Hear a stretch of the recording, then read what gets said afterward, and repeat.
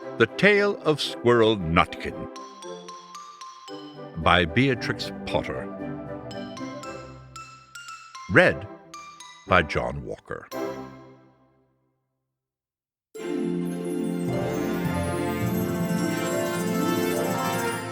This is a tale about a tail. A tale that belonged to a little red squirrel, and his name was Nutkin. He had a brother called Twinkleberry and a great many cousins. They lived in a wood at the edge of a lake.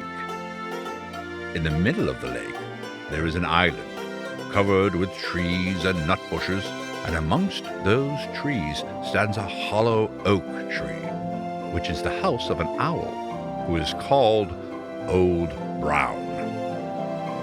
One autumn, when the nuts were ripe and the leaves on the hazel bushes were golden and green, Nutkin and Twinkleberry and all the other little squirrels came out of the wood and down to the edge of the lake.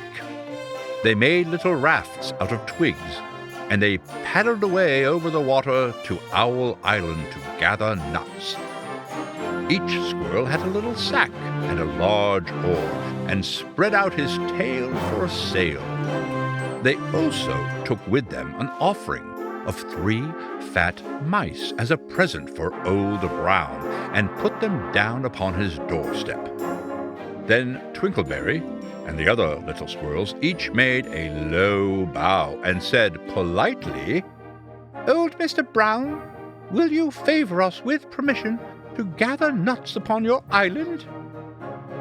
But Nutkin was excessively impertinent in his manners. He bobbed up and down like a little red cherry, singing, riddle me, rot-tot-tote, a little wee man in a red, red coat, a staff in his hand and a stone in his throat. If you tell me this riddle, I'll give you a groat." Now this riddle is as old as the hills. Mr. Brown paid no attention whatever to Nutkin. He shut his eyes obstinately and went to sleep. The squirrels filled their little sacks with nuts and sailed away home in the evening. But next morning they all came back again to Owl Island, and Twinkleberry and the others brought a fine, fat mole and laid it on the stone in front of Old Brown's doorway, and said, "Mr. Brown, will you favor us with your gracious permission to gather some more nuts?" But Nutkin, who had no respect, began to dance up and down, tickling old Mr. Brown with a nettle, and singing, "Old Mr. B, riddle me ree, hitty-pitty within the wall, hitty-pitty without the wall. If you touch hitty-pitty will bite you." Mr. Brown woke up suddenly and carried the mole into his house. He shut the door in Nutkin's face. Presently, a little thread of blue smoke from a wood fire came up from the top of the tree, and Nutkin peeped through the keyhole and sang, "A house full, a hole full, and you cannot gather a bowl full." The squirrels searched for nuts all over the island and filled their little sacks. But Nutkin gathered oak apples, yellow and scarlet, and sat upon a beech stump playing marbles and watching the door of old Mr. Brown. On the 3rd day, the squirrels got up very early and went fishing. They caught 7 fat minnows as a present for Old Brown. They paddled over the lake and landed under a crooked chestnut tree on Owl Island. Twinkleberry and 6 other little squirrels each carried a fat minnow, but Nutkin, who had no nice manners, brought no present at all. He ran in front, singing, "The man in the wilderness said to me, 'How many strawberries grow in the sea?' I answered him as I thought good, 'As many red herrings as grow in the wood.'" But old Mr. Brown took no interest in riddles. not even when the answer was provided for him. On the 4th day, the squirrels brought a present of 6 fat beetles, which were as good as plums and plum pudding for Old Brown. Each beetle was wrapped up carefully in a dock leaf, fastened with a pine needle pin. But Nutkin sang as rudely as ever.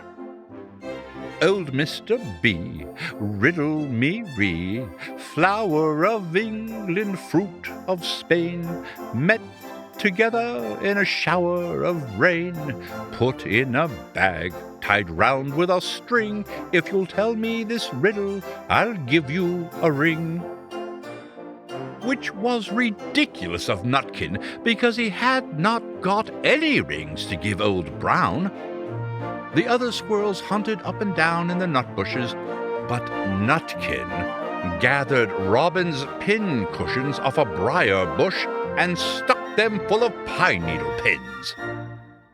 On the 5th day, the squirrels brought a present of wild honey. It was so sweet and sticky that they licked their fingers as they put it down upon the stone. They had stolen it out of a bumblebee's nest on the tippity-top of the hill. But Nutkin skipped up and down, singing, hum-a-bum, buzz, buzz, hum-a-bum, buzz. As I went over Tipple-time, I met a flock of bonny swine, some yellow-nacked, some yellow-backed. They were the very bonniest swine that e'er went over Tipple-time. Old Mr. Brown turned up his eyes in disgust at the impertinence of Nutkin, but he ate up the honey.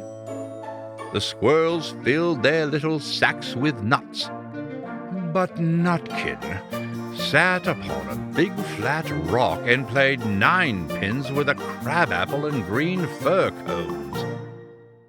On the 6th day, which was Saturday, the squirrels came again for the last time. They brought a new-laid egg in a little rush basket as a last parting present for Old Brown. But Nutkin ran in front, laughing and shouting, Humpty Dumpty lies in the beck with a white counterpane round his neck. 40 doctors and 40 wrights can I put Humpty Dumpty to rights.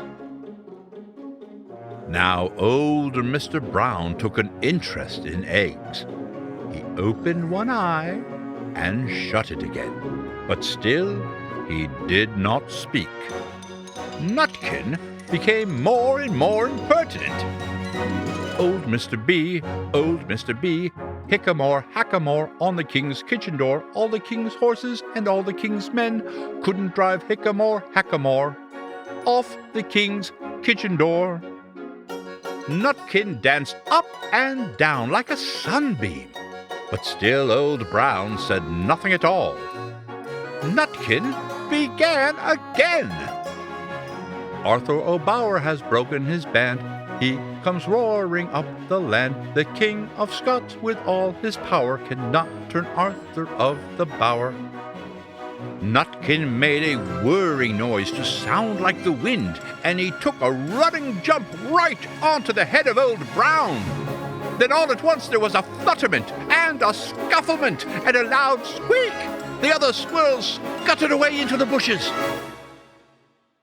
When they came back, very cautiously, peeping around the tree, there was Old Brown, sitting on his doorstep, quite still, with his eyes closed, as if nothing had happened.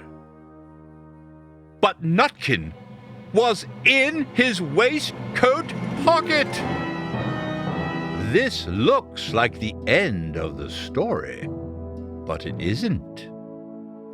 Old Brown carried Nutkin into his house and held him up by the tail, intending to skin him.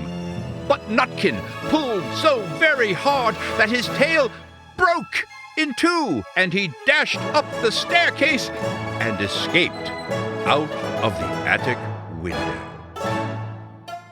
and to this day, if you meet Nutkin up a tree and ask him a riddle, he will throw sticks at you and stamp his feet and scold and shout.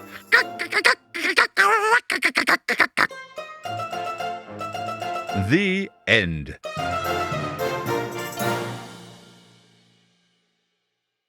Music by John Watechko. A production of We Are One Body Audio Theater.